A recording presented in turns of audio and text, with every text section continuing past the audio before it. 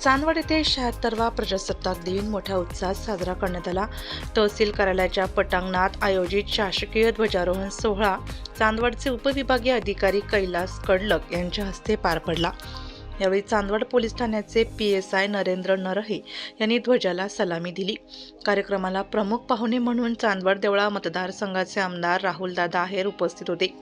तसेच विविध राजकीय क्षेत्रातील मान्यवर, तहसील कार्यालयाचे अधिकारी, पोलीस अधिकारी आणि नागरिक मोठ्या संख्येने सहभागी झाले होते। या कार्यक्रमात चांदवड आणि परिसरातील विविध शाळांमधील विद्यार्थ्यांनी सादर केलेल्या सांस्कृतिक कार्यक्रमांनी उपस्थितांची मने जिंकली।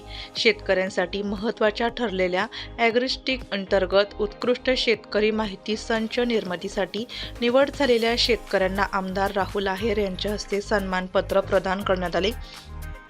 ध्वजारोहणाच्या सोहळ्यात तहसील कार्यालयाचे नायब तहसीलदार, महसूल विभागाचे अधिकारी कर्मचारी, चांदवड पोलीस ठाण्याचे PSI कैलास वाघ, API आखेगावकर, PSI पटारे, वनविभागीय अधिकारी वाघमारे, पंचायत समितीचे गटविकास अधिकारी मच्छिंद्र साबळे यांच्यासह अनेक मान्यवर आणि होमगार्ड यांची उपस्थिती होती।